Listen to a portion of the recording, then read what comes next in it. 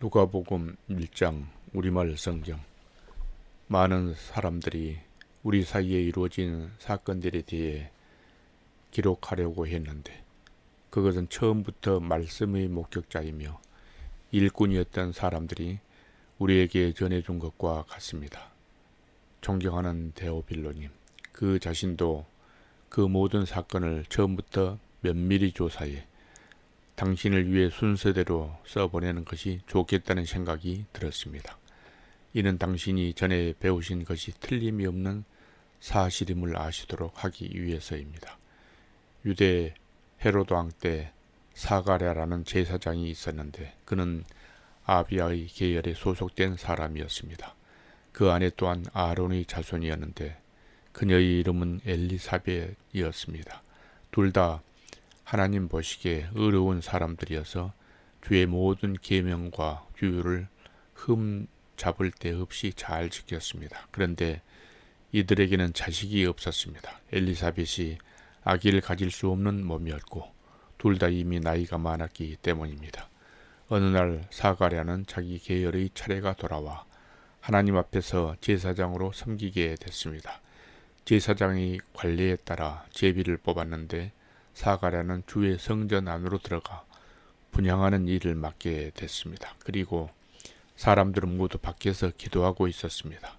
그때 주의 천사가 사가랴에게 나타나 분향하는 제단 오른쪽에 섰습니다. 천사를 본 사가랴는 깜짝 놀라 두려움에 사로잡혔습니다. 그러자 천사가 말했습니다. 두려워하지 마라, 사가랴야. 하나님께서 내 기도를 들으셨다. 내 아내 엘리사벳이 내게 아들을 낳아줄 것이니 그 이름을 요한이라 하여라. 그 아이는 내게 기쁨과 즐거움이 될 것이며 많은 사람이 그에게 태어난 것을 기뻐할 것이다.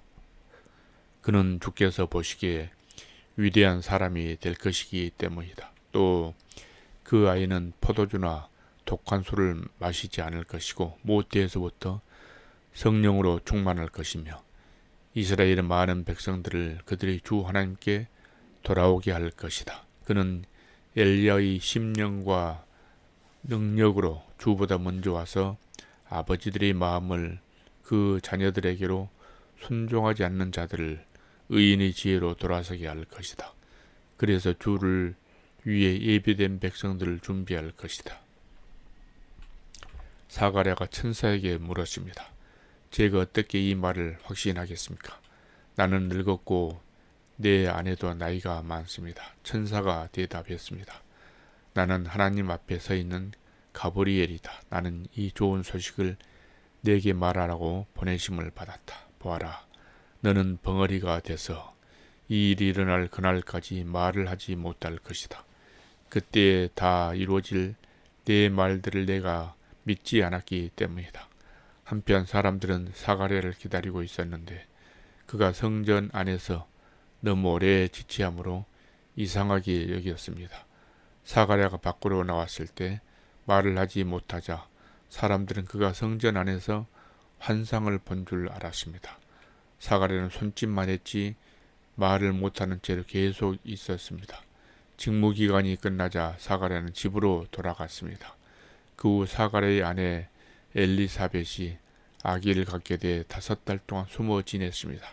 엘리사벳은 이렇게 말했습니다. 주께서 이때 이렇게 나를 돌아보셔서 사람들 사이에서 내 수치를 없애 주셨습니다. 그 후 6달째에 하나님께서 천사 가브리엘을 갈릴리 나사렛 마을에 보내 한 처녀에게 가게 하셨는데 그 처녀는 다윗의 가문에 속한 요셉이라는 남자와 약혼한 마리아였습니다. 천사가 마리아에게 가서 말했습니다. 기뻐하여라. 은혜를 입은 자여, 주께서 너와 함께 하신다. 천사의 말에 마리아는 당황하며 깜짝 놀라 이게 무슨 인사인가 하고 생각했습니다. 그러자 천사가 말했습니다. 두려워하지 마라. 마리아야, 내가 하나님의 은혜를 받았다. 보아라, 내가 잉태에 아들을 낳을 것이다. 그러면 그 이름을 예수라 하여라. 그는 위대한 이가 될 것이요 지극히 높으신 분의 아들이라 불릴 것이다. 주 하나님께서 그에게 그 조상 다윗의 보좌를 주실 것이다. 그는 야곱의 집을 영원히 다스릴 것이며 그의 나라는 결코 끝나지 않을 것이다. 마리아가 천사에게 물었습니다. 처녀인 제게 어떻게 이런 일이 있겠습니까? 천사가 대답했습니다. 성령께서 내게 임하실 것이며 지극히 높으신 분의 능력이 너를 감싸 주실 것이다. 그러므로 태어날 거룩한 아기는 하나님의 아들이라고 불릴 것이다. 보아라, 내 친척 엘리사벳도 그렇게 많은 나이에 아이를 가졌다. 아이를 갖지 못하는 여자라 불렸는데 임신한 지 벌써 6달째가 됐다. 하나님께는 불가능한 일이 전혀 없다. 그러자 마리아가 대답했습니다. 보십시오. 저는 주의 여종입니다. 당신의 말씀대로 제게 이루어지기를 원합니다. 그러자 천사가 마리아에게서 떠나갔습니다. 그 무렵 마리아가 일어나 유대 산골에 있는 한 마을로 서둘러 갔습니다.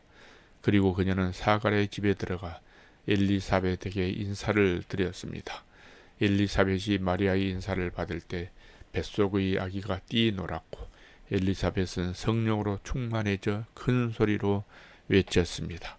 당신은 여종들 중에 복을 받았습니다. 당신의 뱃속에 있는 아기도 복을 받았습니다. 내 주의 어머니께서 내게 오시다니 이게 어찌된 일입니까? 보십시오. 당신의 인사말이 내 귀에 들릴 때 내 뱃속에서 아기가 기뻐하며 뛰놀았습니다. 주께서 하신 말씀이 정말 이루어질 것을 믿은 여인은 복이 있을 것입니다. 그러자 마리아가 말했습니다. 내 영혼이 주를 찬양하며 내 영이 내 구주 하나님을 기뻐함은 그분이 자신의 여종의 비천을 돌아보셨기 때문입니다. 이제부터 모든 세대가 나를 복있다 할 것이니 이는 전능하신 그분이 내게 위대한 일을 하셨기 때문입니다. 그분의 이름이 거룩하시며 그분의 자비는 그분을 경외하는 사람들에게 대대로 이어질 것입니다. 그분은 자신의 팔로 엄청난 일을 행하시고 마음이 생각이 교만한 사람들을 흩어버리셨습니다. 그분은 통치자들을 왕좌에서 끌어내시고 낮은 사람들을 높여 주셨으며 배고픈 사람들을 좋은 것들로 배불리시고 부유한 사람들을 빈손으로 보내셨습니다. 그분은 자비를 그여가셔서 자기의 종 이스라엘을 도우셨습니다. 곧 우리 조상들에게 말씀하신 대로 그 자비는 아브라함과 그 자손에게 영원토록 있을 것입니다. 마리아는 엘리사벳과 함께 3달 동안 지낸 후에 자기 집으로 돌아갔습니다. 해산할 때가 돼 엘리사벳은 아들을 낳았습니다. 이웃 사람들과 친척들은 주께서 그녀에게 큰 자비를 베푸셨다는 것을 듣고 함께 기뻐해 주었습니다. 8일째 되는 날 그들이 아기에게 할례를 하려고 와서 아버지의 이름을 따라 그 아이의 이름을 사가라로 지으려 했습니다. 그때 아기의 어머니가 대답했습니다. 안 됩니다. 이 아이는 요한이라고 불러야 합니다. 그러자 사람들이 엘리사벳에게 말했습니다. 당신 친척 중에는 그런 이름을 가진 사람이 하나도 없습니다. 그러고는 그 아버지에게 아기의 이름을 무엇이라 할 것인지 손짓으로 물었습니다. 사가랴는 서판을 달라고 하더니 아기의 이름은 요한이라고 썼습니다. 그들은 모두 놀랐습니다. 그러자 사가랴의 입이 곧 열리고 혀가 풀려 말하기 시작하면서 하나님을 찬양했습니다. 근처에 사는 사람들이 모두 두려워했고 이 모든 일은 온 유대 산골에 두루 퍼져 사람들이 이야기거리가 됐습니다.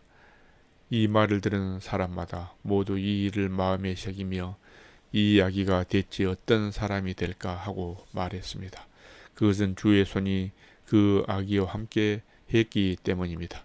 그의 아버지 사가랴가 성령으로 충만해 애언했습니다. 주 이스라엘의 하나님을 찬양하라. 주께서 자기 백성을 돌봐 구원을 베푸셨다. 그분이 우리를 위해 자기의 종 다윗의 집에 구원의 뿔을 들어 올리셨다. 이 일은 주의 거룩한 옛 예언자들이 입을 통해 말씀하신 대로 우리를 원수와 우리를 미워하는 모든 사람의 손에서 건지시는 구원이로다. 주께서 우리 조상에게 자비를 베푸셨고 자기 거룩한 언약을 기억하셨다. 이 맹세는 우리 조상 아브라함에게 하신 것으로 우리를 원수들이 손에서 구출하사 두려움 없이 주를 섬겨 우리가 주 앞에 평생토록 거룩하고 의롭게 살도록 하셨다. 너 아기야, 너는 지극히 높으신 분의 예언자로 불릴 것이요 주보다 앞서 가서 주의 길을 예비할 것이며 주의 백성에게 그들의 죄를 용서해 주어 구원의 지식을 전할 것이다. 이것은 우리 하나님의 온유하신 자비로 말미암은 것으로 태양이 높은 곳에 떠올라 어둠과 죽음의 그늘에 앉은 우리에게 빛을 비춰 우리의 발을 평화의 길로 인도할 것이다.